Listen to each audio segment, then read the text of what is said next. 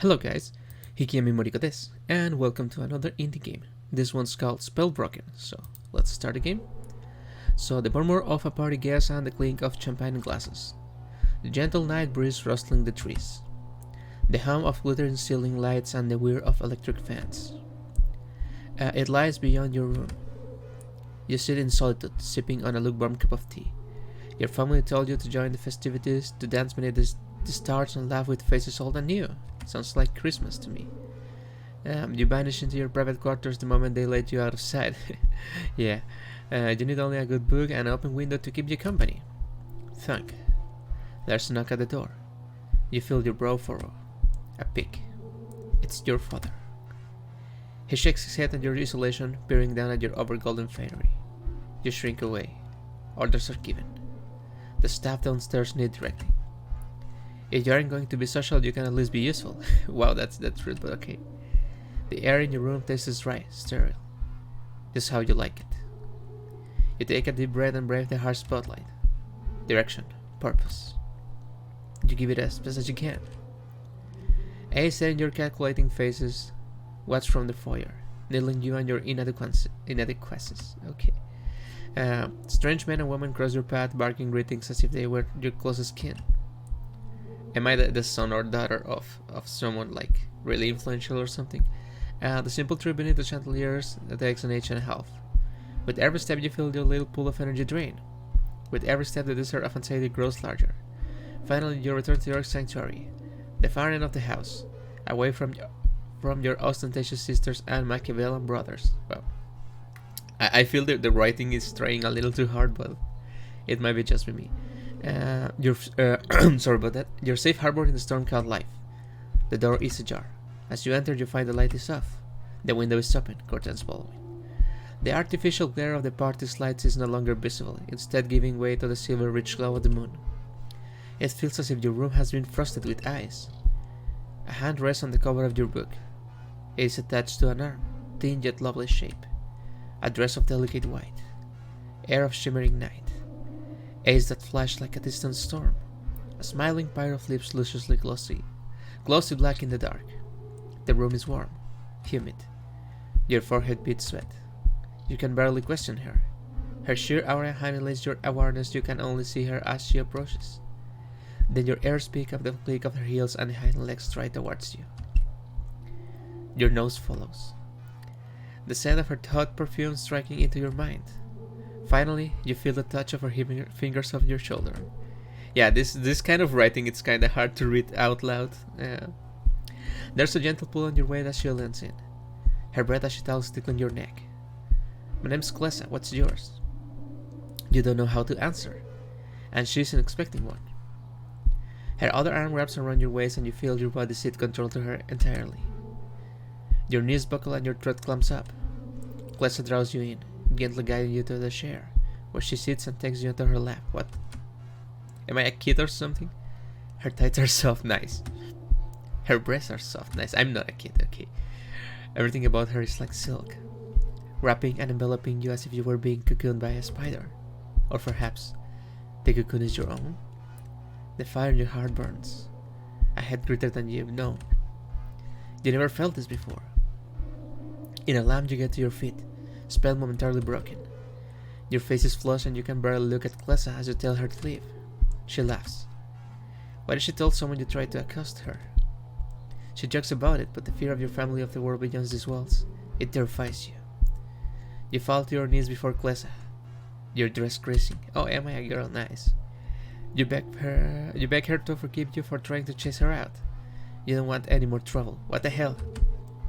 You have to man up, girl. Come on. Or do you? You feel Klessa's hand on your cheek. Then you feel her other hand on your other cheek. You're shaking. Her threads begin to entwine you once more. Her fingers run across your skin, starting blazes whenever they touch. The party is gone from your mind. Your only thought is the heat. The fire within Klessa is stoking, deep inside at the center of your being, a shockwave resonates. You can feel it echo through your mind, striking through barriers of reason and pushing through the sea of your consciousness. It is a wave, a pulse, a bolt of lightning from a clear sky. You become hyper-aware. Your body's... Looks like I already am. I pro from the start, but okay. Your body's wrapped in fabric that is once uncomfortable and tenuous shield, protecting you from the stark reality of your feelings. Glessa smiles down on you, her fingers glistening in the dim light.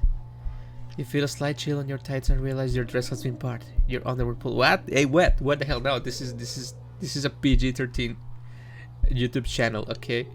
We only play Senran Kagura once. Or twice. Okay. Well, I'm gonna have to be careful with what I read, just in case I don't read someone I don't have to read, but okay. A twitch of your muscles brings you a horrifying squelch signifying the you just had. Okay, I'm gonna skip some words. I'm sorry about that. Your eyes return to Glessa's fingers, to the tiny shine from the liquid coating them. Glessa grins as she lifts her fingers to her lips opening wide. Wait, hey, come on, no, come on.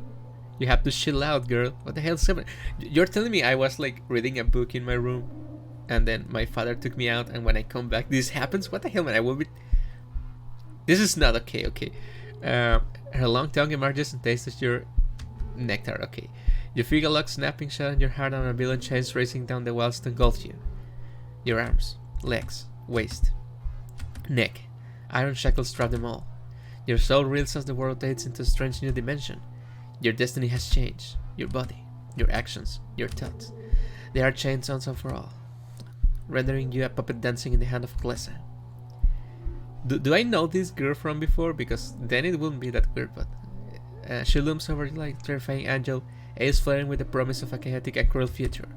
She whispers, "Say my name." No. Wait. This is getting too intense for me. And not in a wrong way, but in a right way. So... Wait, she doesn't even know my name, right? Yeah, that's true. She doesn't know my name, so... This is like the first time we met, I'm guessing? Yeah, because I didn't know her name, right? Okay, yeah. You couldn't be happier too. I opened my eyes. The canvas roof of the tent was lit by the morning sunlight. It's time to get up. I pulled the sleeping bag zipper down and immediately feel a chill on my skin despite the crumbled uniform I'd spent the night in. It makes me groan and I roll sideways, which knocks stray eyelash into my eye and causes me to get up with a start and pick it out. What an awful way to wake up. And here I am, calling. That dream again. Oh, it was a dream. Okay, that's good. I let her aside and rolled some bile in my mouth. Ever since I can remember, I always dream about Glessa. When I was a child, she was a friend of my age, but other times a mother who loved me. Or a mysterious stranger who tormented me. Well, that's actually really weird, but okay. She always had a different face, different voice, but she was always there to dominate my dreams. And not only your dreams, okay? And then when I hit puberty, I started to have dreams about her. Yeah, I didn't understand it at first. The handlers did have a lot of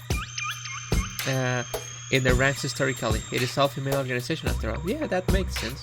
But nobody really talks about the details. Eventually, I got over it by deciding it was just a dream. I never felt anything for anyone in real life. My mind is probably just starved for excitement. Still, no matter the situation, no matter my age, it's always pleasant. And I always end up enjoying those dreams. I guess that's fine, considering what my life is actually like. I pulled my footwear on a grab and flash of water, raising the flap on the tent and emerging into the clearing.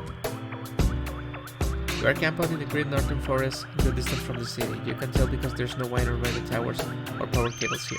Just distant bird calls and the rustling of leaves. Sound travels pretty far, so something close by my legs subordinates its practical epiphany. Gray. Oh, look who's awake. A fairly attractive girl scowls at me for the nearby campfire. She wears the same uniform I do and frankly wears it a lot better. Yeah, that's what I was about to say. That looks really good. I'm pretty awkward as a woman, so being around nice looking girls like Gray makes me feel kind of rare. It happens to the best of us, don't worry about it. You could have woke me up, you know? We're trying to keep a schedule. Sorry, squad leader, it's probably against regulations, something to disturb a superior officer or whatever. She didn't wake me up on purpose, yeah. I'm not surprised, the girl has practically told me to my face she wants my job. And based on the fact that you can wake up, she deserves it more than you, I guess. I don't really mind though, at least she is easy to read.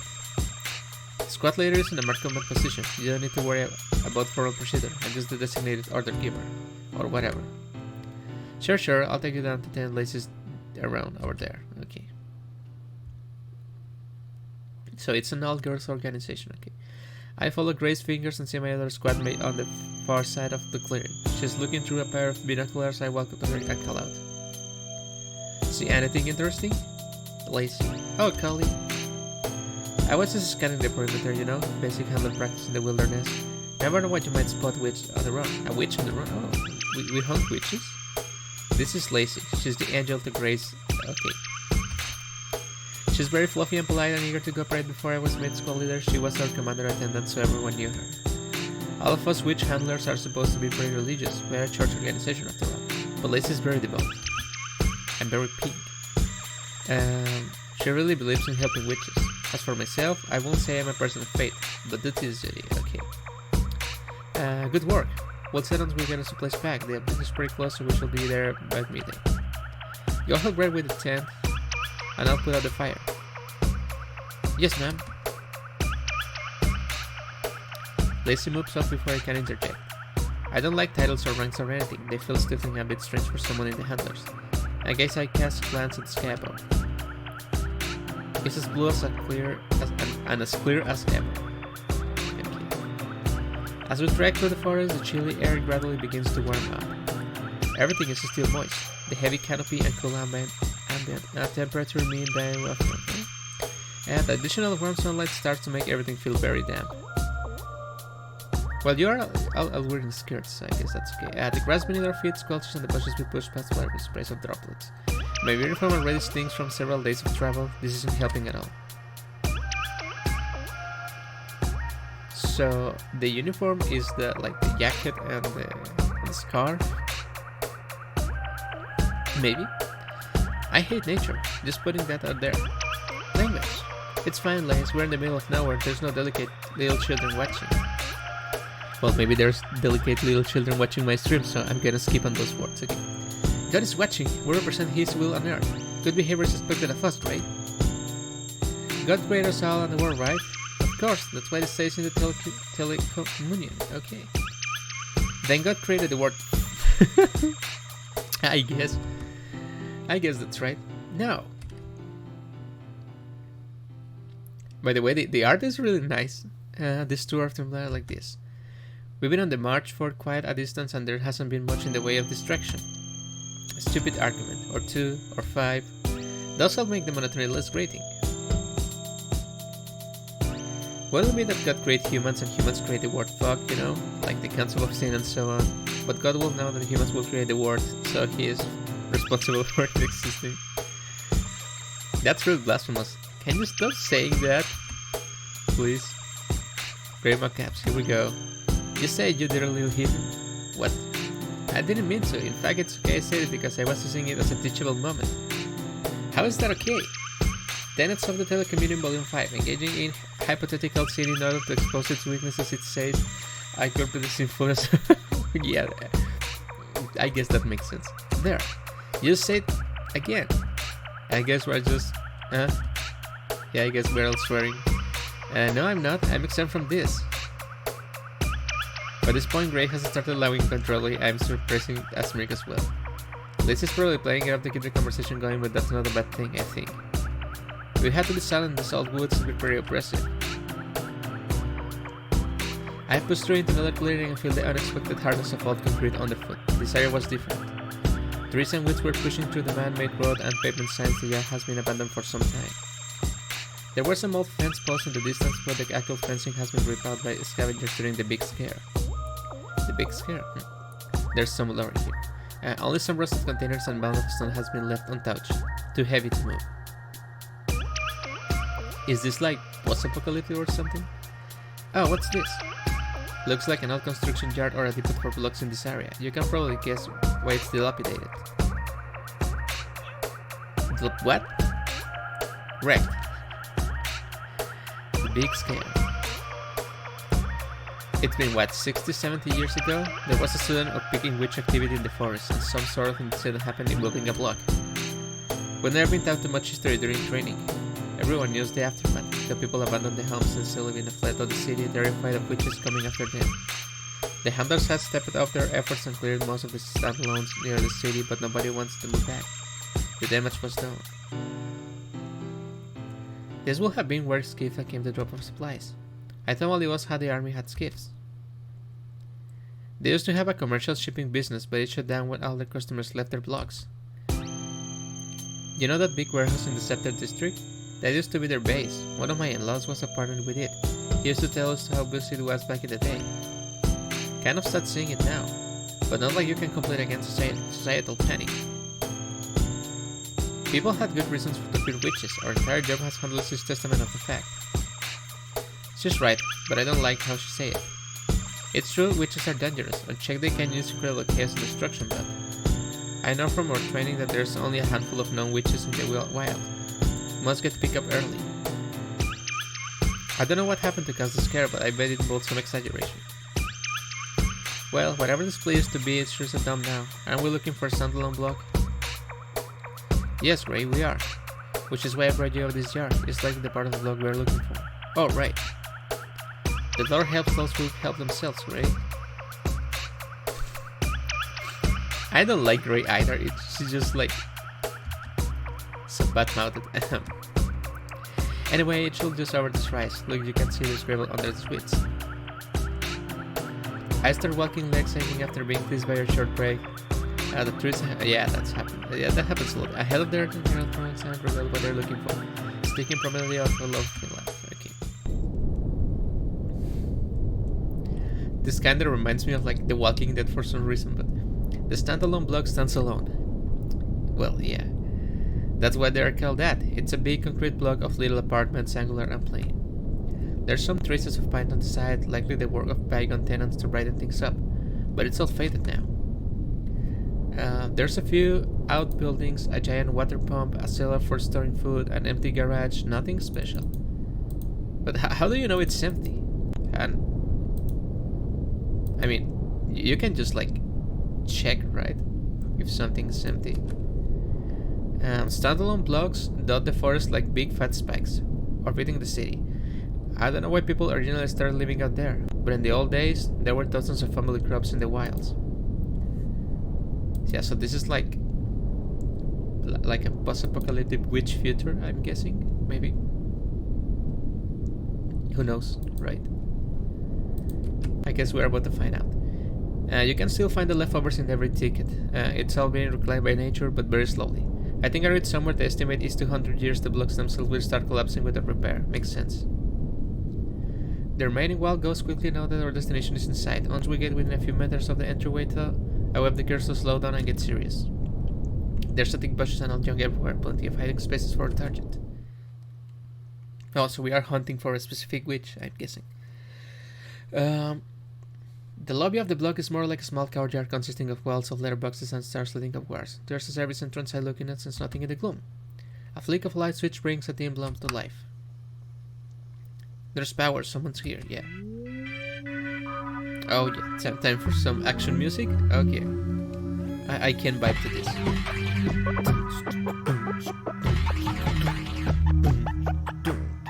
Yeah, this game has some nice music. Are you sure they're still here? They have left already. Not unless they had a good reason to run. The power in these blocks used to come from the network, but now it have to be a generator in the basement. I take a good amount of fuel to run anyone out there in the forest will abandon the investment. Yeah. So standard search then, straight from both ends towards the middle. Yeah, you have to start on the first floor and go outside. I'll hear the right in the steering wheel and meet you on the way down. Oh yeah, time for some witch hunting. Gray and Lazy Nada broke off. I didn't need to tell them, but since we are suspected a witch, we were authorized to use our guns. Nice, we have guns, okay, that's good. But they are magical guns or like usual guns? There won't be much point in us being here otherwise. The inner structure of the building is hollow, with a staircase leading around an open dock. Everything was covered with dust and rain, but the light from some small garden that has grown into an earl thick. I'm impressed at the tenacity of the plants here.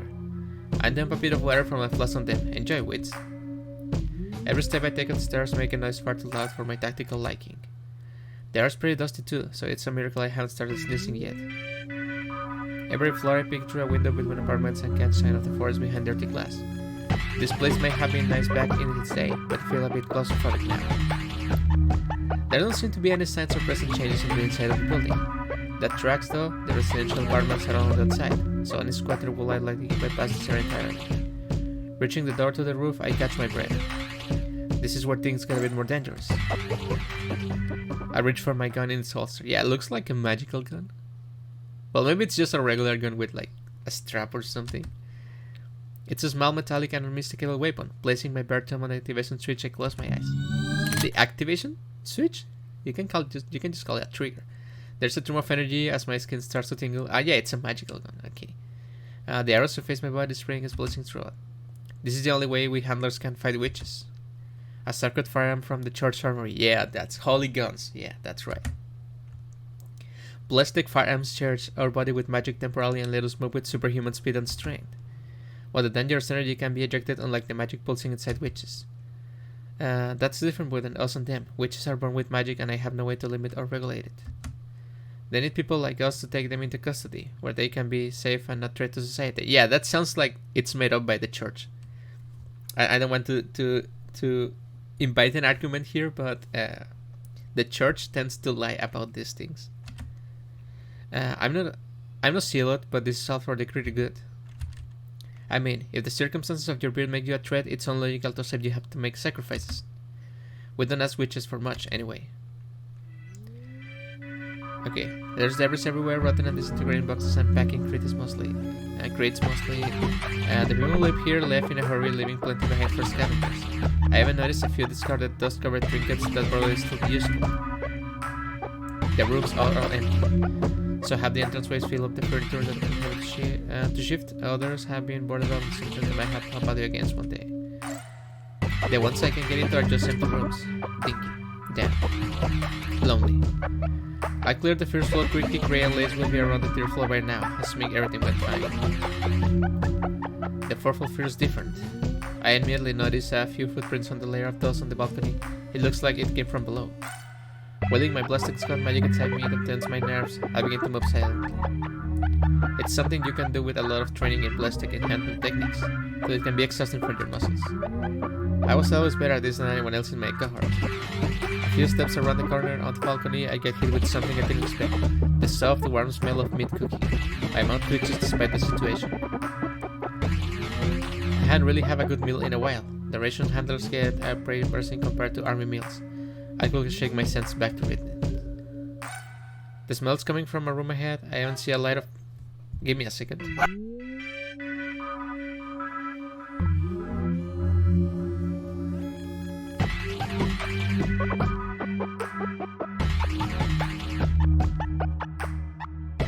Sorry about that. The smell's coming up from a room ahead. I even see a light on the wall lit up. This must be the place. Carefully, slowly, I approach the open door. The smell is quite strong and I can hear the bubbling of liquid at the sound of the cooktop. I hold the container in my hand and say a prayer. Oh Lord, I'm about to do your work. I would really appreciate if I didn't die. I say this in my head all the time. It's about as religious as I get. Habit counts for something. I step around the corner into the room. Imagine like you're cooking something and someone comes in and shoots you with magic bullets.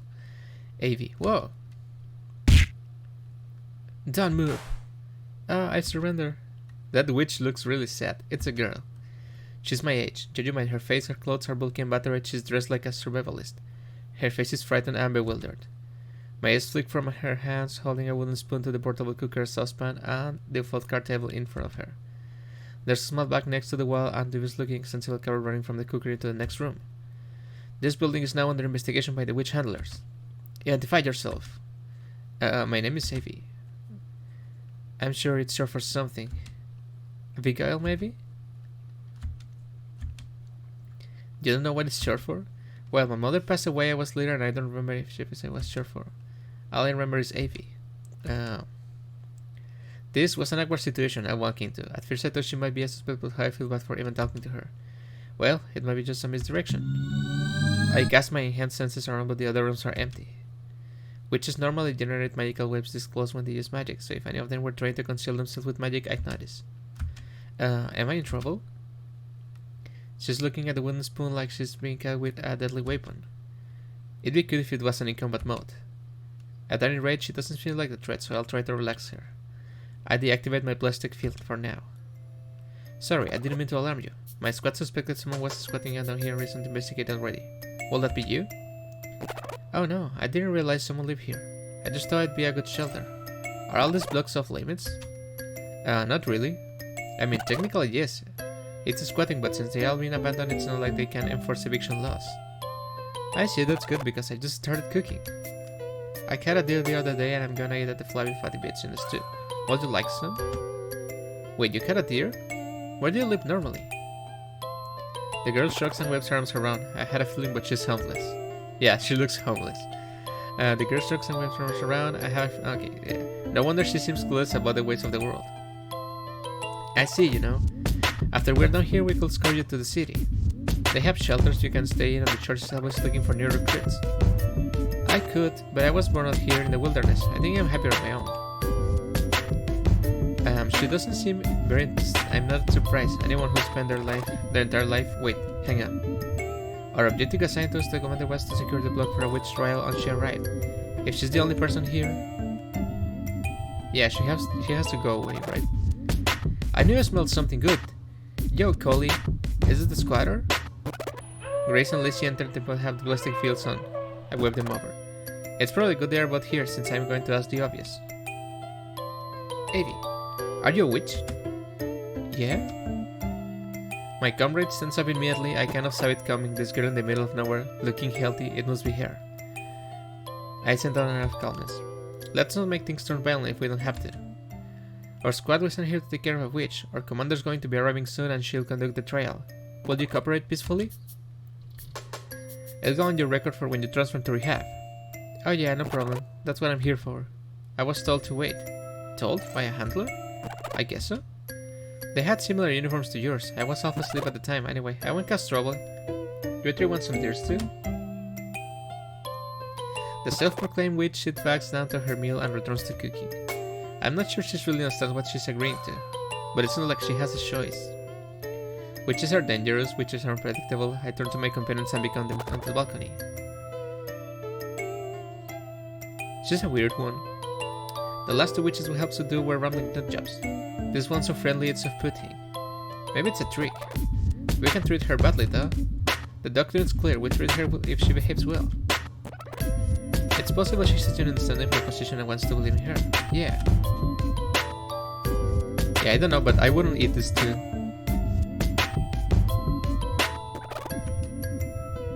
I glance back inside. The small goofy looking girl notices my gaze and gives a smile and wave. My hair feels murky. This is for her own good, right? It's cool. The wind rushes through the forest and gushes. It's cool. Balcony making loose panels from Bobby. I'm leaning on the railing. My eyes to the city distance. Okay, so there's two options here. So number one, we eat this stew and die because she's a witch and she's evil and she's faking all of this. Or the option two is like she's just witches are good people and we are being lied to. But it's just looming above the trees and shining like a jewel. There's something like a million people living there, working, listening to the place, praying, going out. At least in the more affluent parts. I'm not actually from the city, or at least I wasn't born there. My mother was a church sister to work in the poorer areas. Okay. She got pregnant and fell ill, passing away right after I was born. The church took me in, and I was raised in a youth camp, where most orphan children end up. They teach you life skills and scout jobs in the church for you. It's how I ended up on the track of the handlers. The camp. It was out in the grasslands by a lake. There was an army garrison nearby, so I always felt safe. And the soldiers would come and play with us all the time. I remember Trina and I would get piggyback rides from those big rough men, looking very silly at the mess about with us kids. I think Trina was already aiming for the handlers, and back then. She was my surrogate older sister. Someone latched on too tightly, and when she left it to enlist, I was surrogate lonely. Of course, that spurred me to joining the handlers myself when I came of age. That I'd been convinced it was a worthy job. Public order seemed important. I was so happy when I transferred into her unit. Look at you go! All grown up and out of the diapers. Ma'am, I'm ready for duty. I'm not a little girl anymore, ma'am. I know, I'm going to work you hard, handler. And she did. I was pushed to my limit. I was forcing the dangerous exercise on my plate at the time. The other girls resented me for it. They called me the commander's lapdog. Some of them spared rumor I was her personal lover. Big because I looked boyish. I don't think she looks boyish though. I spent her night crying in a toilet cubicle when I heard that. I do love Trina as a sister, yes, but also just as a confidant. Whenever we're off duty, she listened to me. She's the only person I ever told about my dreams. She'd ask me all sorts of questions about them, which made me feel more comfortable sharing them with her. When I talk about them more, she just smiled and gave me a wink. I always wondered what she meant by that, but was too afraid to ask. I wonder too. Trina's supposed to be arriving tomorrow sometime. She began the others to assemble here ahead of the mine force. I think handled trials for her especially so it makes sense they are no longer to score. Our squad, Doc Muffin, was here to ensure Abby didn't escape. Abby. She doesn't seem like much of a witch, but maybe she's just hiding it well. On the side of casual for now. Polite but restrained, the best way to interact with the world. Enjoying the B squad later? Just thinking, how's her bib? She's still being out if you count she was when right. It's funny those witches do deal with the first missions. Made airs on the back of my neck stand at the end. Abby's so harmless. Are we even sure she's a witch? She did say so. Unless she's like really desperate for the shelters, there's no reason for anyone to pretend to be a witch. And she's got all the survival camping gear, so I don't think that's it. Witches generate magic externally only when they use their powers, or when they are preparing to use them. With a plastic we can detect those fluctuations in space-time to react accordingly. Abby's completely clean, but that just means she's not actively limited. You think Gray will be alright with her? She's unreliable? Reckless? Sloppy? Whoa, you're not holding back. I'm just joking, I like Gray. She's the peppiest niece-inducing spice in her squad's pizza. What? The what? I never heard someone use that kind of phrase before. I'm a bit mal without someone like her. Is she the spice? What am I? Well, you're pretty plain yet reliable, so I guess you're the dove. And you can be the cheese. Wait, but who's the meat? Our conversation goes on like this for a bit longer. Lacey used to be more polite and proper, but Trina's constant jokes rub it off on her. She looks up to command and tries to emulate her, whereas I'm just trying to be good enough for Trina's purposes. I think that's a sign of how different we see ourselves in the world. Lacey is confident enough to change her behavior in order to move forward. She's got a clear goal in mind. I don't, and I feel like I'm just paddling constantly to keep my head above the water and my body at peace with the pack. Time passes. The standalone block is growing dimmer and the lighting is turning more amber and distance across the floor. The sun is sinking in the sky and I feel my energy starts to wane. Lacey broke off a bit ago and started patrolling the lower floors. I called out to her to come back. The room Abby had commanded at is lit up arrived, the smell of cooking wafting out. It's surprisingly calming. Yeah, okay. I'd be careful with that cooking, but good work. Did you have fun starting at nothing all day? Hey now, the view's pretty bad, the breeze puts you at ease. Liz, what did I tell you about the rhyme? That's crime? Oh, that's a good one. Anything to report on your end? Gray shrugs and just them over her shoulder. I look in and see Abby reading about her old book while her pot bubbles away. Abby's fine, I guess. We talked a bit, but she didn't have much to say. She just told me some weird anecdotes. I feel like there's something Gray's not telling me. It's a hunch. She normally complains way more than this about everything she has to do. Maybe I'll ask her when she gets a chance. Alright, I guess we're turning in for now. Abby, when will food be ready? Is that okay? Should we really be eating it? Yeah, now that she mentions it, I think for a moment. Okay, Abby, can you taste test everything for us first? Not to judge you or anything. Oh, no problem. I get it. You girls are just doing your jobs. I thought we were going to make a direction for a second there. She might be a witch, but she's as good as cook. Language. I glance at the table as plates and cups are set. It feels like the mode of serious witch hunting squad has gone down the drain. That's probably not good. It's up to me to stay serious and make sure nothing happens. Abby looks at me and smiles. I force a grievous back. You won't get your hooks in that easily, witch. If you're truly going to cooperate, that's great. But we won't know for sure until you're loaded on the skiff out of here, okay? I'm not letting my guard down until then. Very professional of you. There's something dripping somewhere. Drip, drip, drip. It's not the faucet. I checked it when I came in the room. It may be the pipes somewhere behind the walls, or maybe the shower head, there's some mold on the wall, on the shower cubicle. I could screw it off, but we're not staying long enough for it to matter. I turned the water on, the handler screeching on the rusty hinge. The first thing Abby did when she arrived was set up the generator and turn the hot water. I think the whole thing runs on rainwater tank. She must have drained it from the control room in the basement, then refilled it during the shower a few days ago. The standalone blocks had a lot of automated systems since they were all here in the wilderness. I pulled my clothes off and catch a glimpse of my lanky body in the faded mirror. I got muscles, but they don't really define my appearance. Nothing does, I'm unassuming, to put it politely. People used to call me a tomboy when I was younger, but now they just call me a butch, or on one occasion, a boy with breasts. Wow, that's really rude, what the hell? That one hurt. I'd gone to train over it. I placed my ribbon on the counter next to my uniform. It was a gift from her, saying it made me look cuter and girlier. It doesn't suit me at all, but it's precious to me. Though to be honest, it also makes me feel anxious. I'm not the ribbon. It's like the lipstick on a pig. I'm thankful to God that nobody ever comments on it. The hot water feels good on my body. The grief and sweat and dampness that's accumulated washes away. I use a bit of liquid disinfectant from the first aid kit, and it's not right, but it makes me feel a bit less. Okay. I'm grateful there's a towel in our camping gear. Collie, can I come in? I hesitate, suddenly aware of my nudity. I wasn't expecting Gray to come to me. Yeah, I'm washing my hair, but you can come in. Oh, great. It's my turn next, right? Yeah. I shouldn't care about being naked in front of Gray. We're both supposed to be serious handlers. Her eyes flick over me. I like a hug. And, it's good to be uncomfortable about being naked around anyone, right? What was about that? You have pretty good legs. I'm surprised. Thanks. What did you want to talk about? It's about Evie. When I was with her earlier, we talked and a bit conflicted, I guess. Gray jumps on the counter. She shakes her head and half smiles. I squirt some of the shampoo I got from Evie into my hands and beckoned her to continue. She's so normal. Apparently she goes around collecting old books and magazines from abandoned plots and spends her time reading them and hunting and being super chill. She's not like any witch I've ever heard of. You know what I mean? Well, we only encountered 2 witches, right? Gray's voice is a bit different from normal. I'm not sure how to place it.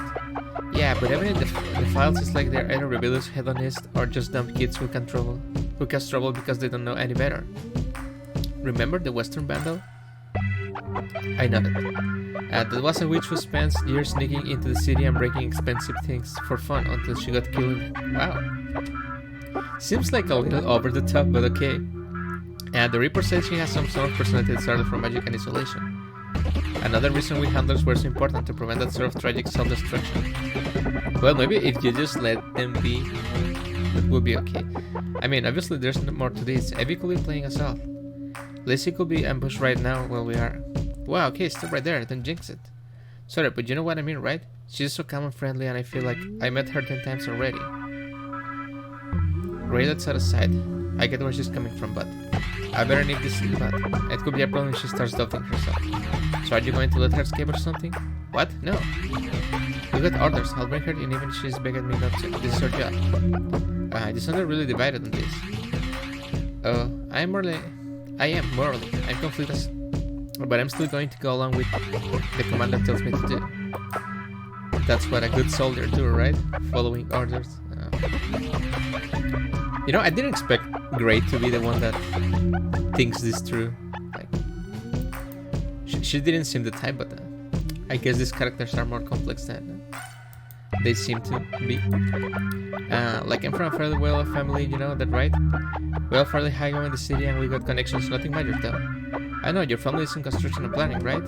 We're always trying to get up a leg on the hierarchy. Dad's always saying he wants one of his kids and they end up on the council. That's why I'm joining the handlers.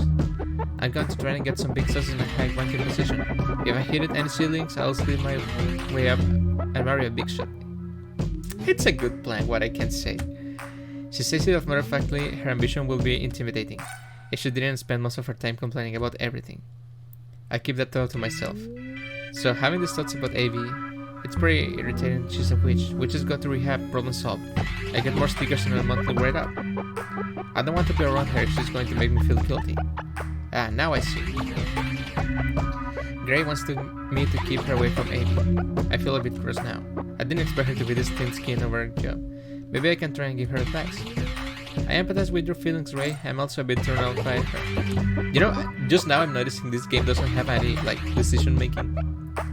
It's kinda sad because I do like decision making, but this seems to be like a very straightforward story, so I don't mind it. Turn off, that's a funny choice of words. Anyway, we can really afford to not have all three of us in action on this, so while I can take the next shifts with Abby for you, I might need to have to supervise her again depending on when the commander arrives. Fine, it was worth asking though. Wait, I do have some advice though. Maybe you could try compartmentalizing this. What? Compartmentalization. It means when you stuff everything you're thinking about into little boxes in your head and only deal with them on one at a time. It's a pretty natural skill. You're probably doing it right now by not like thinking about everything at once. It's just like Eva's word as a witch is making her leak out of your witch box. So you try to manage yourself that she's just something you can deal with and she'll worry about. You shall be able to say stuff her back in her. Forget about this, okay. She's having like a she's focusing so hard. Grace bros forward, I can see the neurons firing. Her face is gray in a new way. I throw her the toy into my own moments, not now. Alright, I'll give it a shot. And I warn you, she can talk a lot. Make sure you don't get swept up like I did. So are you going to get her I can shower now? I look down and realize I'm still naked. I swear under my breath and I hurriedly climb on the shower, drying myself off and handing my towel to Gray. She starts stripping off as I leap. Okay. I step out, ribbon in my hand. I can see Evie sleeping already, and Lacey's leaning against the wall, yawning. I go behind a canvas sheet Lacey hung up in the bathroom and pull my underwear back on, which has been hanging next to my stinky uniform. To be honest, I feel pretty sick telling Gray to throw away her misgivings like that. But she took to her own. Okay. She's not the most faithful person when it comes to doctrine, let alone religion. So she needs that sort of unpleasant reinforcement to control her. Or rather, enable her. I don't really like this mission. I'm fine with howling in with woman empowering my teenagers, but maybe Abby is the exception that proves the rule. I don't think used to this. I look down at the ribbon in my hand. I'm probably going to have to stomach a lot worse. Another night, another dream. Class has been appearing in my sleep often lately. Normally I have about 3 dreams every 2 weeks, sometimes more, sometimes less. When I first hit puberty I had one every week. They were pretty intense and left me feeling pretty ashamed. Nowadays I'm used to seeing classes various guises. Having 2 in a row was a bit unusual though. This time I dreamed I was in a jail cell. Oh my god. The walls were cold as ice. I kept calling out for someone but nobody answered. So I tried to climb out a window which turned into a tunnel and got smaller and smaller, cruising my body. What the hell? It felt like I wasn't there forever until I had appeared and pulled me towards a distant light. I know it was Klessa. It always is. Her face and clothes were different again. This time she was old and frail. But she still smiled at me with her, the weight that gets under my skin. Then she vanished and I found myself awake in a sleeping bag. Tears in my eyes and a lump in my throat. I shake it off and drag myself upright. Emotions can... Okay. I glance around the room and see Lucy sitting down chewing on some rations. She nods to me and points towards the door where Abby is leaning against the railing. I tell Lacey to go join Gray patrol. I'll handle Abby this morning.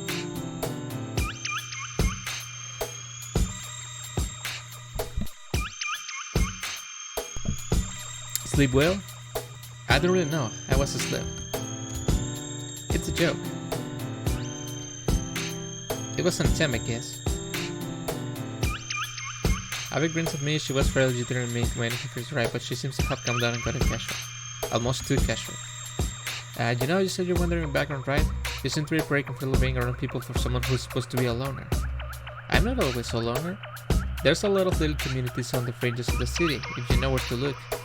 And I've been happy to stay among fellow travelers from parts of my life. Which communities?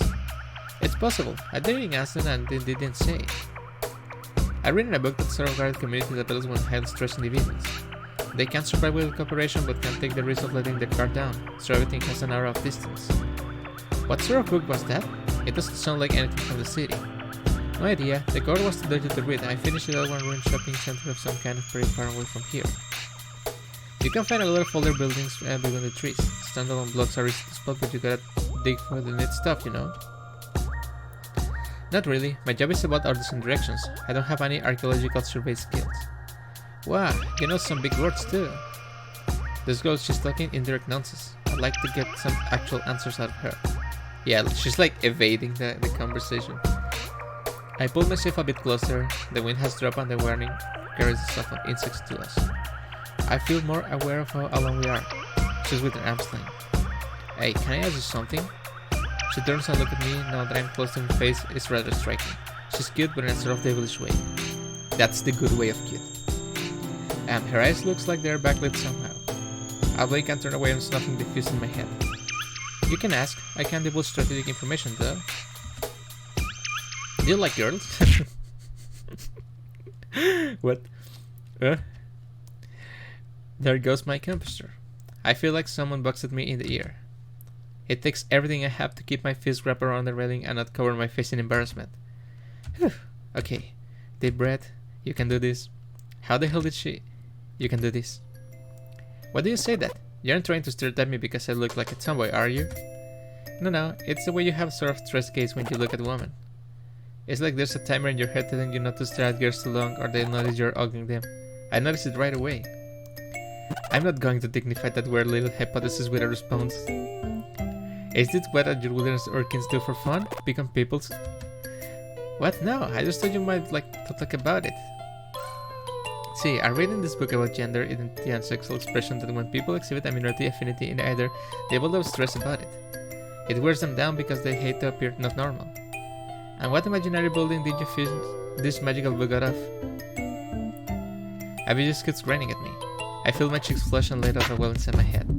She's awful. I don't want to think about this. Yeah, I know I fantasize about women in my dreams, but that's probably just because I've never really gotten close with any man. How could I? I'm a handler. The organization is all female. Maybe you're just gay. Actually thinking about it, maybe you're stressed because you're surrounded by women so much. Why are there no men in your organization anyway? Did she read my mind? I think it's because witches are all female. The short sets of growth has to bring a wayward woman afflicted by magic back into the fold, so naturally we'd be able to bond with them through our shared solidarity. In other words, you handlers and us witches are two groups of women being forced into conflict with each other.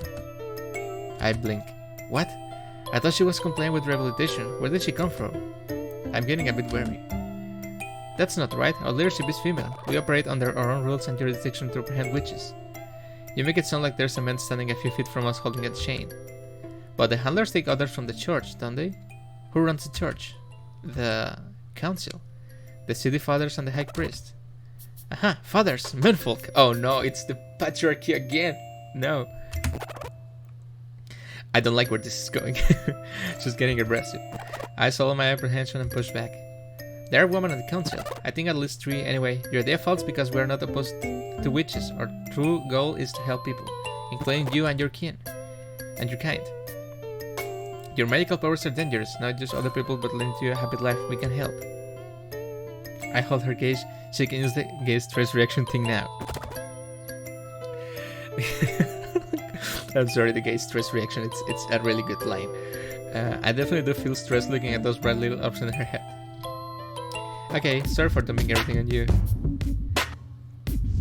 I'm just curious, that's all. I like asking people thorny questions to say provocative things because it lets me see what they really like. And what am I really like to you? Someone who really believes in what she does. I'm probably is into girls, yeah. Okay, sure, you got me. Is that weird? Not at all. A lot of witches are, yeah, lesbians. You're kind of into me if you want to get out of here. Okay. What? This conversation took a turn. I rubbed the bridge of my nose. So wait, you too? Are you proposing me the day before my trial? Trying to give me a night to remember?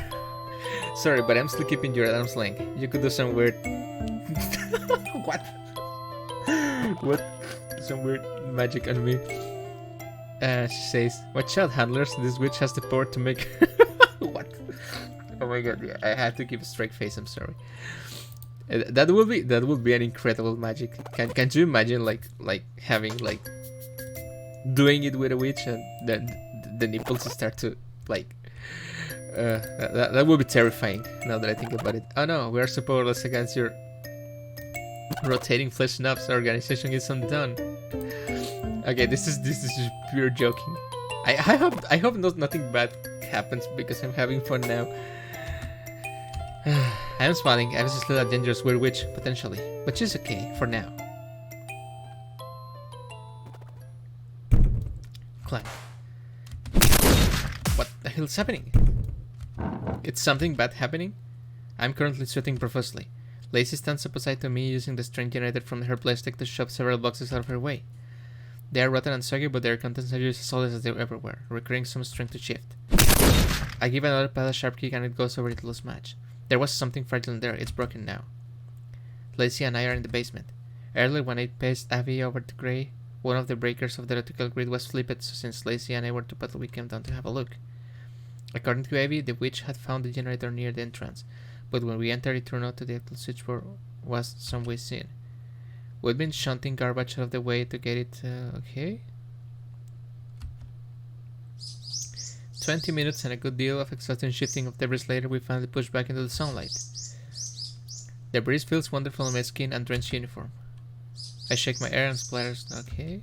I'm not really sure what happened. It was like out of nowhere. Fitting as my squad's name. We really should have doubled back. There was no reason to clear the other exit. But doesn't it feel good to clean it all out, like you accomplished something? It's just an abandoned corridor in the basement of a derelict building. Nobody ever is going to appreciate it. It's not about appreciation, Collie. It's about imposing order and creating chaos. Like it says in the Telecommunion, a clean world promotes a clean soul. I get it, but I'm afraid of things that matter to people. It's why I joined the Handlers. Well, partially. The other part was to chase Trina, but I do believe in what the Handlers do.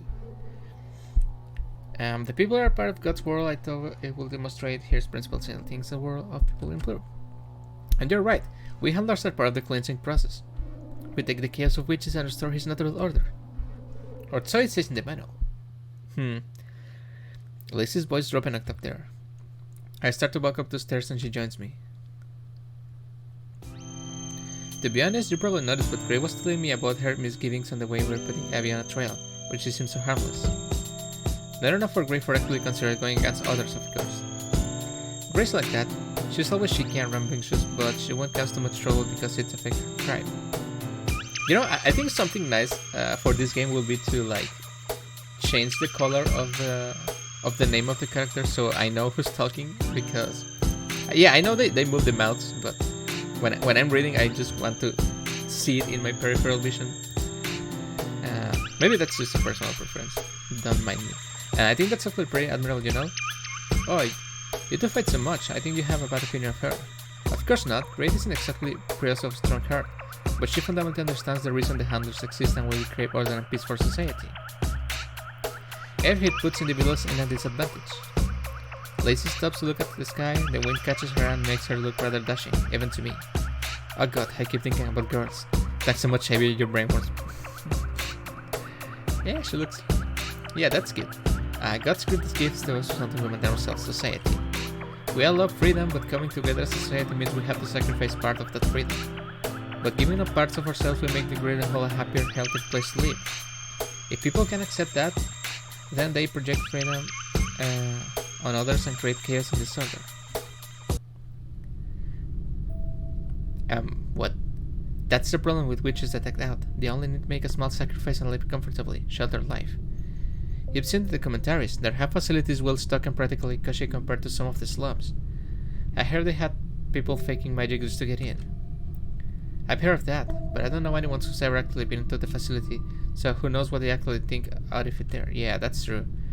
I think the issue for Grey at least is that Abby seems perfectly in control of her magic and is not threat. Why should we place in protective custody? But this is also part of society, equality. That's not equality, but okay. If we play favoritism with some witches, we have to extend the olive branch to others. If you give them the leeway, they exploit it. After all, a lot of them grew up high in the world, so they are stuck on this realm of thinking. They need to be re-educated. Yeah, that's what I don't like. The church. I hear a peal of distant thunder. There seems to be a dark cloud on the horizon, but it doesn't look like it's blowing this way. Lacey pulls off a locket and shows me to its battery, but I will careful. She shoves its bag in her pocket before I can get a closer look. I volunteer in the poorest parts of the city, so I've seen what disorder, violence and poverty can do firsthand. Those people are especially vulnerable to a witch looking for food or shelter with no understanding of how the world works. I want to protect them, you know? I know, Abby. Abby might be fine, but now she could get off control anytime. There's a lot we don't understand about witch magic. We're practically doing her a favor by taking her. She'll be safer, get to read books in peace, and meet some friends. Everyone's better off. According to you. Lacey gives a warm smile. She's shockingly sweet at times. He gives me a tolerate. Now you're getting it. If friend makes you a threat to the system, then system needs to put you into framework. Yeah, that... You know, Lacey's cute, but I don't like how she thinks. It's like the percent of medical socioeconomic role in the colonium, but with fireballs instead of taxes. That's a weird way to explain it, but okay. I roll my eyes. Lacey's right to an extent. I understand her argument, but it does make my stomach feel uncomfortable. I guess this is in case where the more sympathetic you are, the less qualified you are to cast judgment. I shove it down. It's not my place to make a fuss. I just hope the next witch we take is arriving landing so I don't have to deal with this shitty gut emotions. Hey! Grey Webb settles from the board, her face is alert. Something's up. Oh no. What's wrong? Did I run for it? No, she's literally asleep on the floor for some reason. There's someone approaching from the forest in the south. I sprint towards the balcony and scan the tree line. A tall figure is approaching alone. She's in a handler's garb. I know that silhouette anywhere. Yeah, that's what I was thinking. I guess our time at the block will be coming to an end soon. Did I just hear another rumble of thunder? It's Trina. Sup, guys? You're looking good. You smell terrible, though. And who are we supposed to blame for that, boss? I have no idea what you're talking about. We escorted Trina up to Abby's room when she arrived. The commander surprisingly clean, which means she probably landed a skiff near here. That must be where the rest of the handlers for the trial are. I'm happy to see her, though her manners are as terrible as ever. It's good to see you, Commander. Squat Duck Muffin is self-present and accounted for, and the database is secure. So I see, you've been such a good subordinate throughout your short career, colleague. You say that like she's some sort of veteran about to retire. We've only been on training like 4 months. I guess the commander wants to commend her officer on a successful solo scouting outing.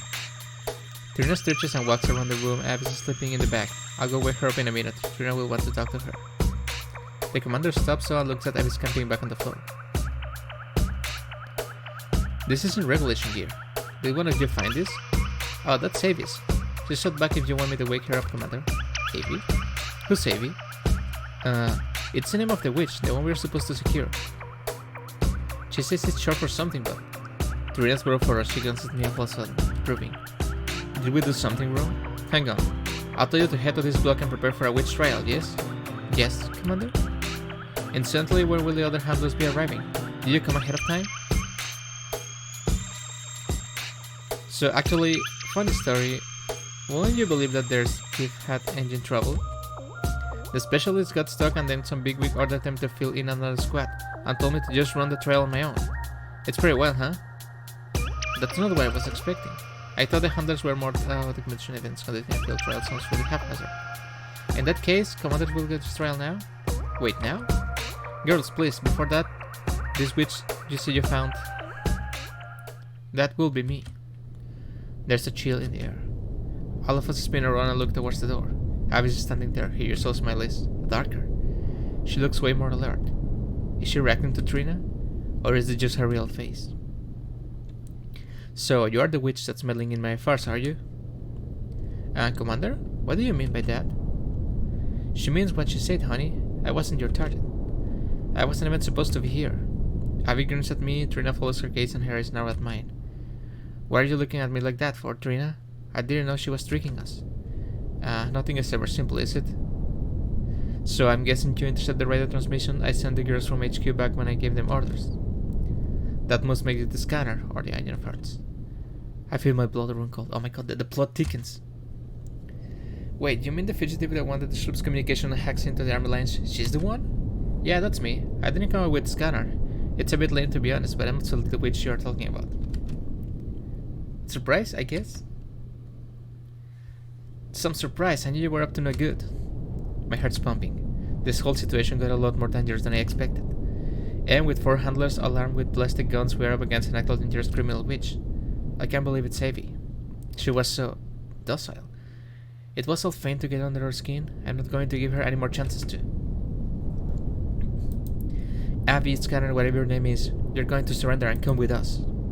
Wow, this is like... I expected Avi to be bad, but I didn't expect her to be like a super high criminal witch or something. That's a good plot twist. But I'm sensing another plot twist is coming. So, let's go. I reach for my gun. Wait, stand down, Cole. But she's... Step back. That's a director order. Gray, Lace, take your point. Right. Lacey and Gray look at just as confused as I am as they step past me and raise their weapons. Why is Trina ordering me back? Does she want me in reserve? Is this because Abby wasn't supposed to be here? Wait, why are we here then? Oh god, don't torture this poor girl, Commander. She has no idea. What is happening? And why does Pink Girl looks mad? That's enough. I'll deal with her after I deal with you. Trina pulls off her own firearm. She's excellent shot with it. I won't do that if I were you. There's a pulse. We all legitimately brace and dark. It is decent shell of magic appears around Abby, 4 or even 5 times stronger than our previous targets. Within the shell, Abby's voice gets louder. 3 handled girls and sent on a mission by their taskmaster to go to the distant location alone. Their taskmaster arrives alone and tells them that they'll be conducting a witch trial with no witch expected. What could, possibly, be the answer here? You little cretin, don't you dare. What is she talking about? Come on, you shall tell her. Tell her, maybe I'll go quietly. Am I a witch? Tell me what, why is this only about me? Fine, you're right, it won't be far. Can we have a moment? Sure, no problem. Take all the time you need. A surreal scene unfolds. Abby's pulsating energy shield disappears and she leans back against the wall. She grins smugly as she's looking from... Yeah, I'm a witch, right? I was thinking I was a witch. Well, maybe I'm not right, but since the dreams. Like, maybe the lesbian dreams makes me a witch. I just worked it out. Yeah, I think I get it now. The two of them look at each other, then look at me. They take a step away. Trina walks up to me, her stern expression replaces with her usual friendly smile. Oh no. Collie, you and I, we know each other for a long time. Oh no. I was treating you like a little sister and even got you into the handler so you could get work alongside me like you always wanted. Please don't say it. I don't want to hear it. But God likes to test us. He's going to test you quite a bit moving forward. She gently puts her hands on my shoulder. Collie, you're afflicted with innate aether body suffusion. I let out a low wail and fell to my knees. In layman's terms, you're a witch. Yeah, I expect as much of this to happen. I was going to say it at the start, but I didn't want to be wrong, so I didn't say it. The only people who know are the matron physician back. Yeah. I confided in them after I figured out. Witches are generally silent when it comes to magical energy before they awaken. But after a lot of research, the search found out that long-term monitoring can pick up very subtle particle emissions. Remember when I went around monitoring all the younger kids for weeks at a time? I remember. I was inspired by Trina volunteering for the Outreach program despite being an orphan herself. I was actually using a small scanner I got from the army garrison. They offered me money and a patch forward if I checked the other kids. In the city, it's considered a breach of rights against families. But in the camps, they rarely do it. Trina gives me a sad smile. I can see her brow wrinkling. You're lucky I was the one doing it. A couple of other kids got transferred right away. I managed to convince Matron and her physician to let me handle you, because I knew how devoted you were to me. I had sponsored you into the handlers too. My only goal was for you to enjoy as much of a career with me as you could before your powers emerge. But... My voice croaks. I can't speak properly. My head is swimming. Unfortunately, you told me about your dreams. What do my dreams have to do with it? I'm sure the scanner could tell you. Interviews with captured witches over the years say that they'll commonly share recurring dreams about women. Is this just a metaphor for like lesbians? Dreams get the closer they are to awakening. I'm sorry, Cole. I wanted to have more freedom, but I knew I couldn't let you run wild like this. So I set this mission off the books. Nobody knows we're all here. Wait, so this is unauthorized? Correct, Ray. I got my superior to the Shan explaining this was helping me. She already wiped Collie's existence from our files, and has a room booked at the facility for her. We burned Collie's uniform, dressed her up in the comfortable clothes back on my skiff, gave her a new name, and bring her in a cooperative witch. This way, nothing bad happens to my dear little sister. She gets to live safely on the church watchfly, and you two get a nice career boost to keep you quiet. It's the best way to solve this. I feel like my heart's being punctured, my brain is leaking out some.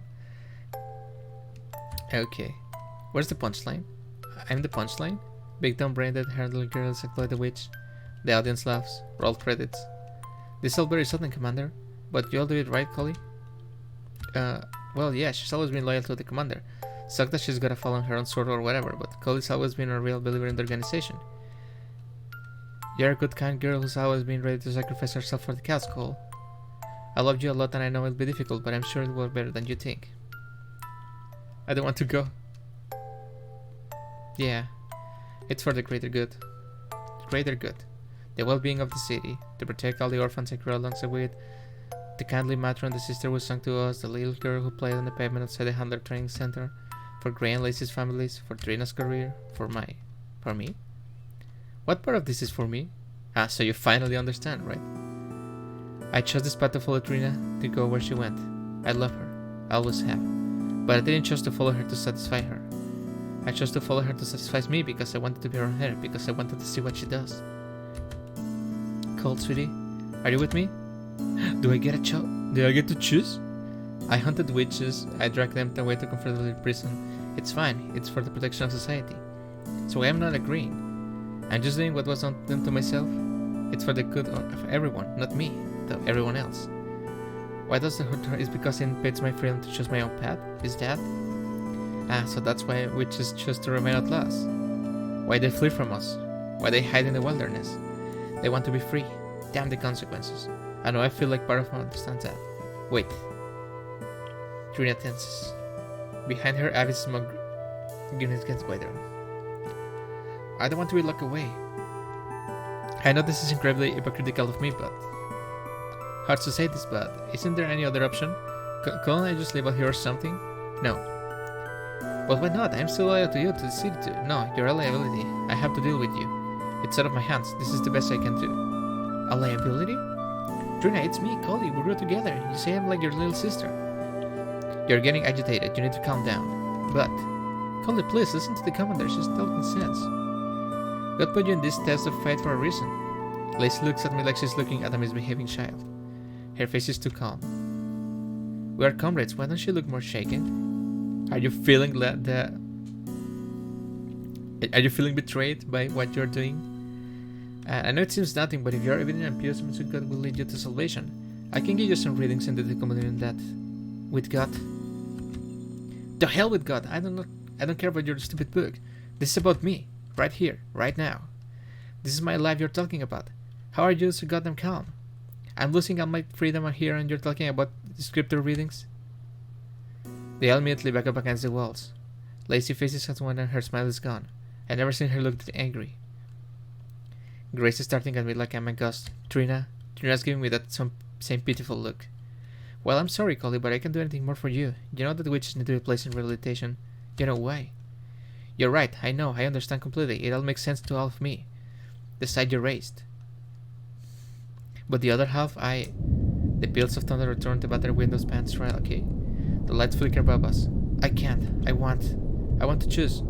I robbed witches of that choice and I'm unselfish enough to refuse the same fate I inflict on them. I'm the worst. Collie, I'm sorry. I'm sorry I had to come to this. Trina extends a hand one last time.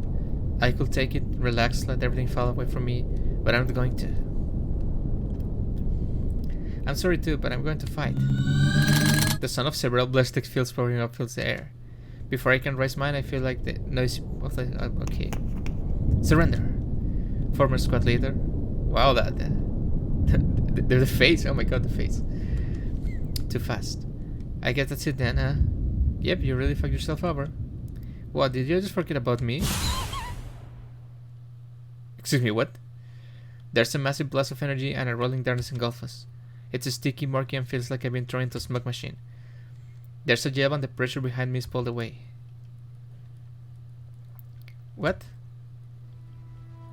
Easy, princess. Oh yeah, time for some dark magic. Dark lesbian magic. The cloud of darkness clears. Evie standing in front of me. Her hood has been pulled back and a pair of wicked horns stick. Oh, I can see the horns now. Were those always there? Beyond her greatest helping a lazy to her feet. Sorry to interrupt this tragic little show, but I'm not going to let you bully my junior in training here. Wow, you don't have to say it like that. But okay, I blinked. Is she talking about me? Trina steps forward and points her gun at Davy. He's still going with his own energy. Holy, she's a terrorist, don't listen to her. Time for this. Let's go, rookie. Before I can protest or even brag, Abby somehow moved behind me faster than I can track. Her arms swing around my back and legs and knock me off my feet. She catches me holding me up effortlessly. It must be some sort of strength boosting magic. I can't break free. Wait, Cole. Let's go up here. Abby locks and turns to the window. The music is really nice. There's a crackle above my head that shakes my eardrums. A bolt of black energy spits off from her horns and blasts the entire wall up. Maybe she's not a witch, maybe she's like a demon or something. I mean, the witches even have horns. I don't think they do. Here we go, princess. I nearly thought I would have had left with my stomach back on the floor and the block we just jumped off. The ground comes way too fast and there's a horrible smack of inertia as Abby lands unnaturally lightly. There's another ripple of magic waves and she suddenly starts running over the field, still carrying me like a helpless damsel. Are they following? Why are you asking me? Because they're after you. I ignore the insult and carry my neck over Abby's shoulder, bouncing widely. There's 3 flashes of sacred energy as the other handlers land start chasing after us. Judging by the ballistic pulse rate, they output combat speed. Of course they are. They're after 2 wanted witches. How did this happen? Am I really a witch? I never felt like I could do magic at any point in my life. I just follow orders and what I was told. The only thing weird about me is those dreams about the woman. And that's what did mean? That? How close are they? They'll be us in a few minutes, maybe 3. Wait, why am I helping you? I'm helping you. You don't have to say like... You don't have to badmouth someone like... Why is there so many bad words in this game? We'll land in the middle of an open space. It might be dark, but I recognize it. It's the construction yard we came through on, okay. Abby immediately skids to a halt. Her momentum carrying me out of her hands and throwing me to the floor. Damn it. Sorry. This is going to be where we make our stand. You better find cover. You can't possibly hold off 3 handlers at once.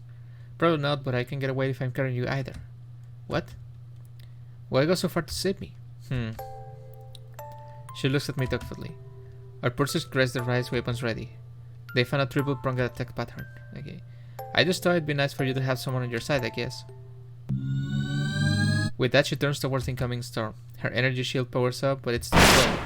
The 3 handlers firing from other angles, their bullets impacting their shield in 3 points simultaneously.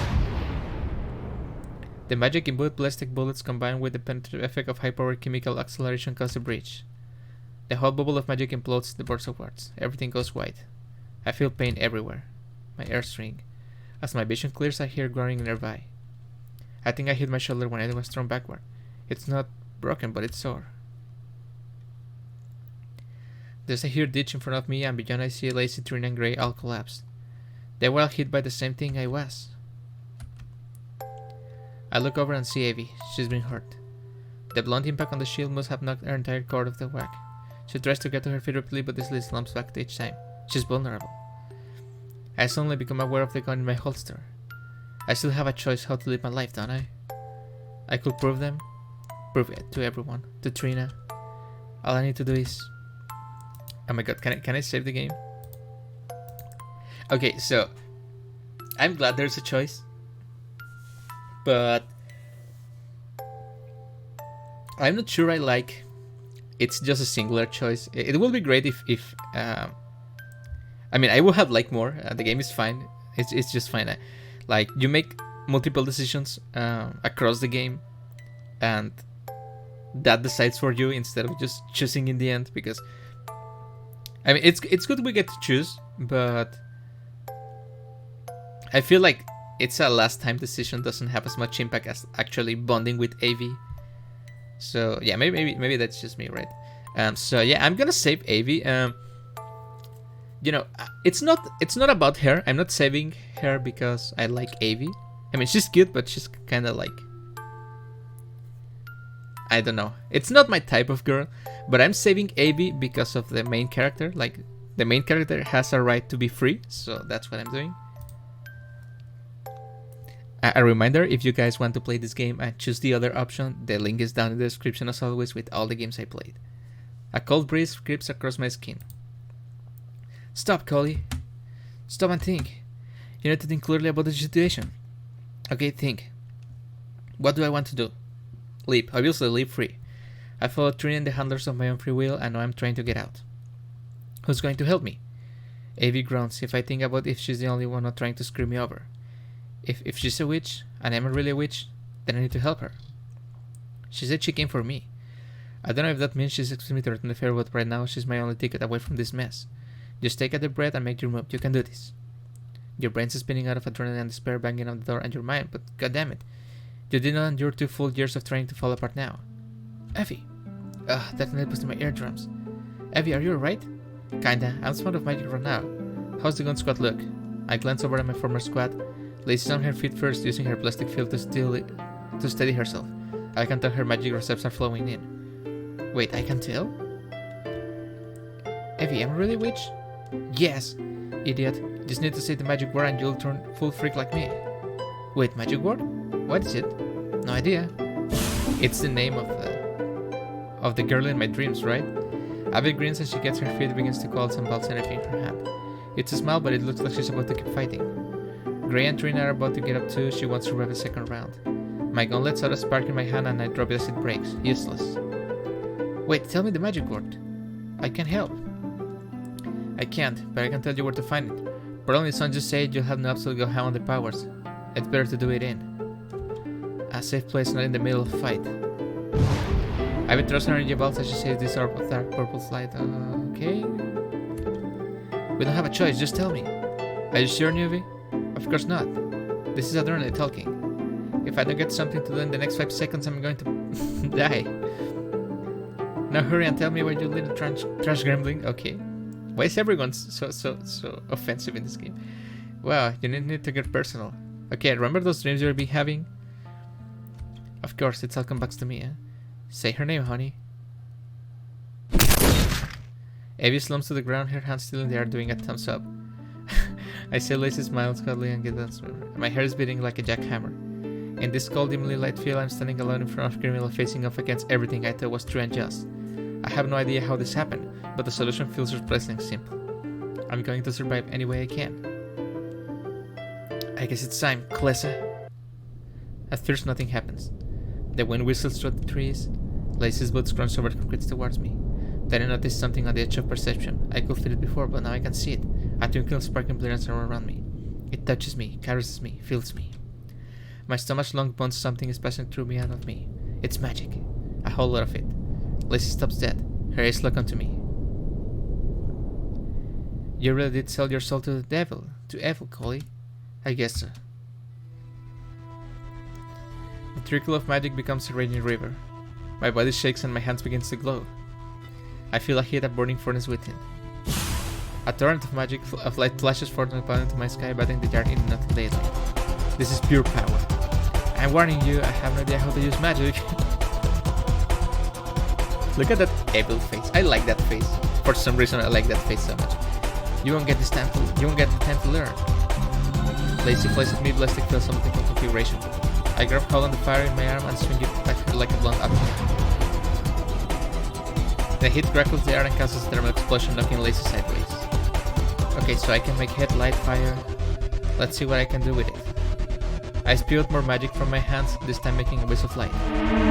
I grab it and squeeze into the bait and it looks like I'm waving a light bar around. Lacey takes aim at the fires of a heavy shot.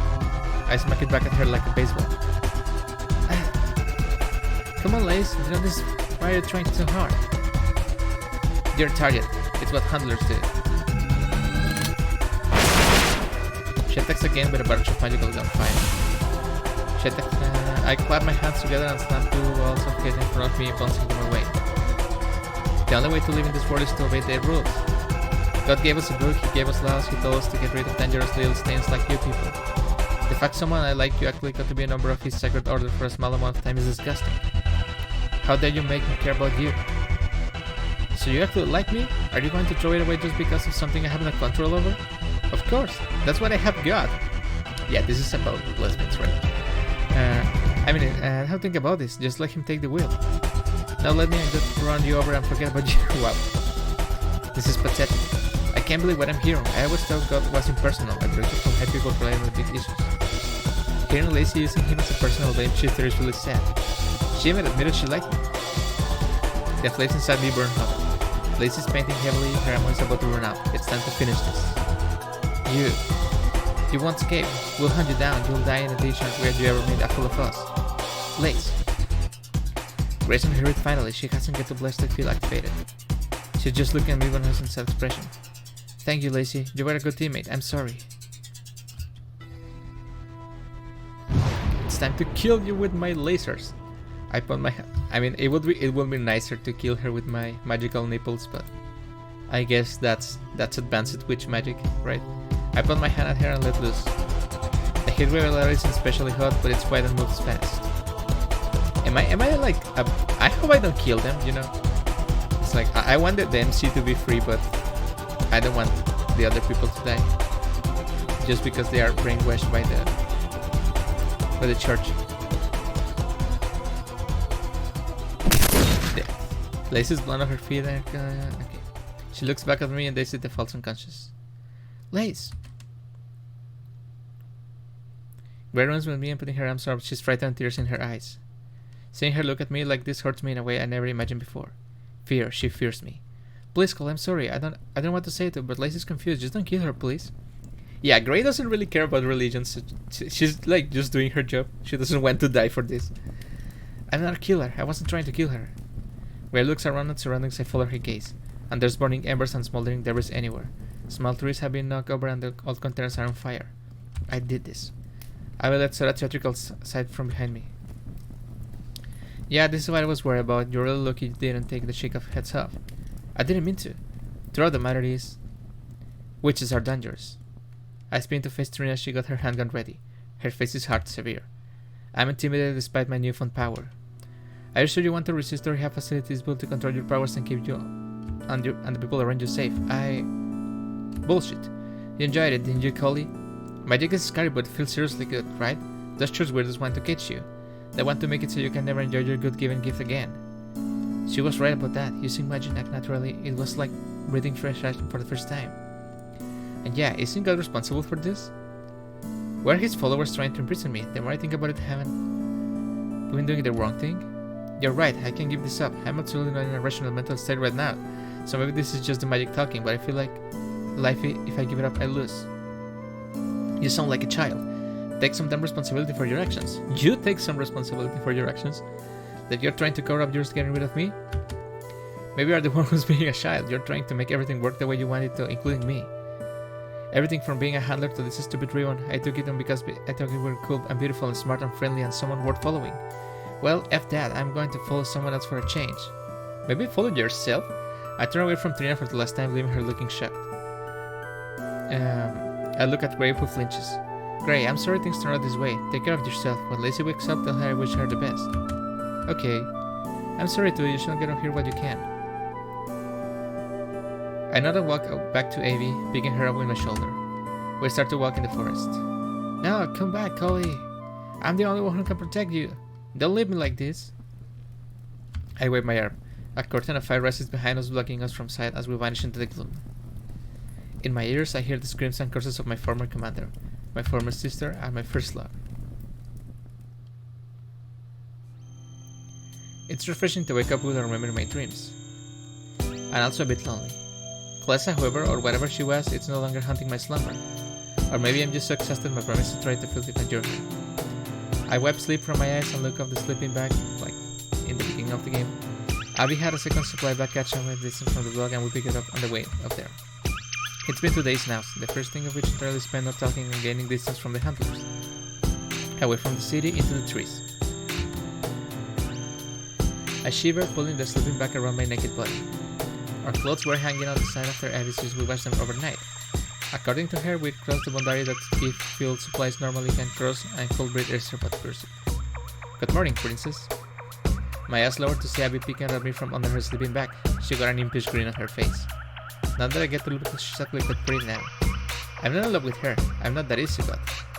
Being honest with myself feels good. She looks really hot right now. It's good being that kind of honest with yourself. What can I say? Hey, I say good morning. Alright, sorry, I was just thinking Jeff will look pretty cute when you're not roughed up. Hey, don't compliment me all of a sudden. We had like a mutually snarky relationship going on. Odd couple vibes? Yeah. I don't really in the mood to be a standoffish anymore. Abby gives me a sympathetic look. She reaches out her hand and takes mine, rubbing the back of my hand with her tongue. You'll feel like for a while, but it's like better once you get among your own kind. Aside from like me, there's actually some real nice witches out there. Witches and bitches. But I'm an ex-handler. Won't they hate me for what I've done? No, not really. I know like 10 or 11 witches who are formerly church people, sisters, artisans, and handlers too. Abby brushes aside and scarlet from the night before and continues. There's someone who used to be a member of elite families and former lower district. Okay. We're on this together, more or less. More or less? Some witches live in caves in the wilderness, but there's plenty who live alone. Some hide out in the trees, others will stay in the city, keeping their detonator secret.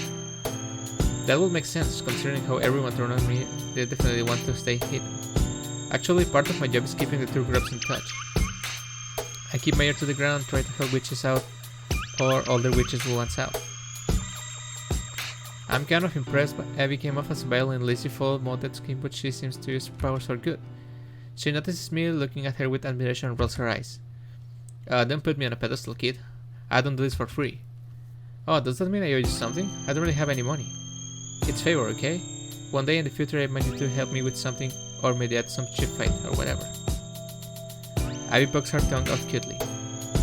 I got people who owe me all over the place, and that's how I managed to run laps around your old bosses. I'm basically a genius. I don't know about that. I roll over and look at the ceiling of the tent. There's a bit of morning light passing through, but it's still very early and very chilly. I want some warmth. Hey, also, yes? Thank you for stepping back there. I'm sorry for tricking you, lying to you, and swearing at you. Her jokey face turns sincere. You definitely get screwed around with, and me treating you similar how Steve killed me, okay? That's okay. I get where you're coming from. I roll back to face her, and my arm slips on her sleeping bag. You know? You want to cuddle, but don't you know how to ask, right? What? My cheeks flush and start to pull the covers on my head, but I evidently throws my underneath sleeping bags, okay? She gives me an encouraging smile. We are not in love, but that doesn't mean I don't think you are cute, and I think it'll make you feel better. But is that alright? What? Doesn't mean you're gay as well? Probably, I only done with girls so far. I'm more of a boy, but they're hard to find most witches anyway.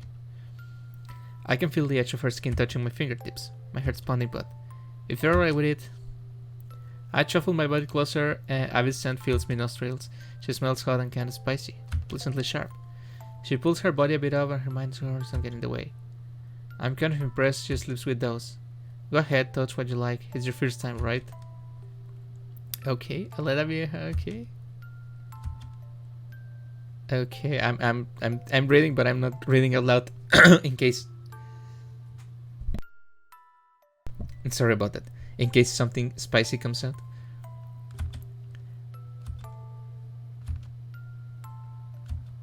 She takes my hand. Okay.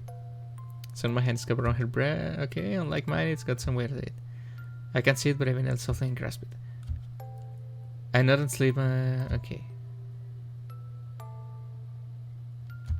Okay.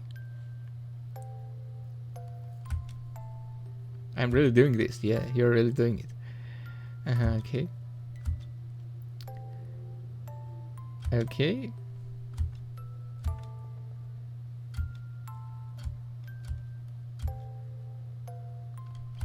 Interesting.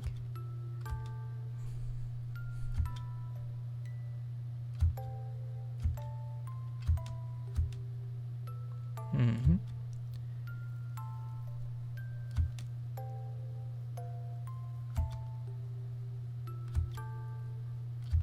Okay. You know, color text will help here to know who's talking.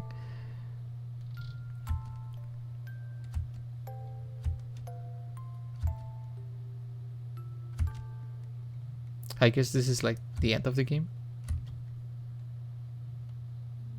So now what? We're standing on a rise above our campsite. The clothes dried well, the feel right? I was staring out of the forest. About a couple of days on foot from here, there's an enclave, I'll take you there. Find your place to sleep, find myself a place to sleep, then we can put past the... Sounds good. What about our sisters? The one with the invitation book, let's see. When you recruited me, I was thinking maybe you were looking for fighters or something. What? No. Abby slaps me on the shoulder, she gives me a sympathetic look. You just had your whole life turned upside down. Frankly, you should go to a year off before you even think about doing anything more dangerous than making toast. But you're riding a high from breaking free from your previous status quo. I'm feeling like you're on to big adventure story and what's okay. Trust me, I've been there, but you need to rest properly. It might feel like you're okay, like you're reaching some new level of understanding, blah blah blah, but you're gonna crash hard and 48 hours and feel like complete shit. Okay. I thought I'm pro, but Abby's the one with experience here. I guess I'll take the word for it. Abby nods and looks back towards the city, still visible trees. I stand next to her. The glittering buildings are so far away. It's not like the witches are concerned, but there's a few of us spread out. It'd be nice if there was some super powerful hero who burst down the doors of the facility and free our sisters, but it's easier said than done. Not to mention all the folder witches thinks everyone sent there is slaughtered. What? But what about... You never been there, have you? No. Just saying. I haven't either, so who knows if it's true or not. Anyway, come on, let's get going. When we reach the enclave, I'll introduce you to a great tailor. She'll hook up with some clothes and a nice witch hat. What's a witch hat for? To cover your horns? For keeping the sun out of your eyes? Dumbus, let's go. So it's just a normal hat. I take one last look at the city. Everything I experience, everything I value, everything I was ultimately betrayed by. It all revolves around the central axis. Trina, Grey, Lacey, former squad leader Collie, sent her regards. I turn my back on the bastion of the church. I don't know when I've ever faced it again. I'd like to think I will. For now though, I take a step into the unknown. For good or for ill. Spellbroken. So this is the ending of the game. Okay.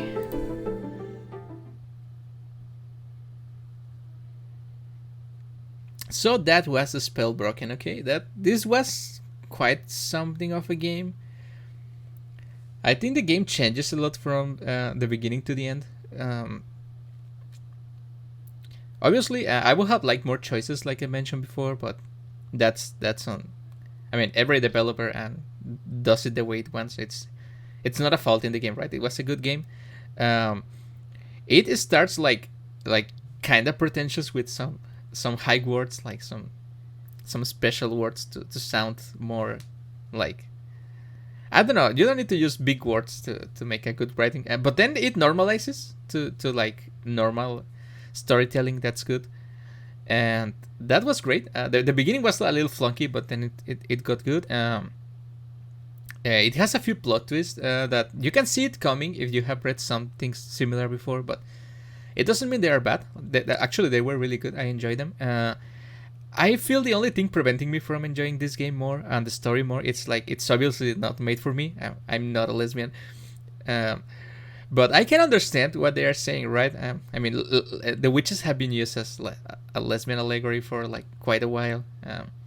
And it's good. The story is well told. It's well told. I'm sorry. I like how they use this like... The church is bad, but not completely bad. Like they are just like doing things the wrong way, but they could do it the right way if they wanted to. Like and you don't get like a solid answer, right? Maybe they are killing the witches. Maybe they are actually helping the witches. You don't know. There's actually another route I didn't take from the final choice. Maybe if you take that, you understand the church. I'm not gonna play it, so you guys can go and download the game and play it by yourselves. For my taste, there's a lot of like bad words, quote unquote, and in this game I don't like reading that kind of words. I know it's in advantage of the narrative, but yeah, I'm not particularly fond of people saying the F word like every 3 words. Like it gets kind of boring after a while. That's my personal opinion. Nothing wrong with the writing of the game. The characters are really cute. They are really well written. You get to like all of them, right? I think that I mean I don't like personally I don't like them, but I like how well written they are. Yeah, that's what I wanted to say. Like everyone has their own motivations. Everyone has their own personality. Like it's not unidimensional. Like everyone is a deep character. Even if you don't get much time to spend with them, you can see they are like quote unquote real people. Um, I think the right choice for me was to like live with the witch again, not for the witch, but for the MC's sake. Yeah, I think this is a game that makes you think about it. It's not like super good, amazing game that changed my life, but it's a free indie game visual novel, right? And I think as a free indie game visual novel, it's a 10 out of 10, 9 out of 10. And again, I think I didn't enjoy it more just because it's not made for me. I'm sure people that feel more connected to these kind of topics will enjoy this more, and I'm not gonna uh, take any credit from this game just because it's not made for me, right? So it's a good game. If you guys want to play, the link is down in the description with all the games I ever played. And thanks for watching, and thanks developer for making the game, and I will see you guys in the next indie game. Goodbye.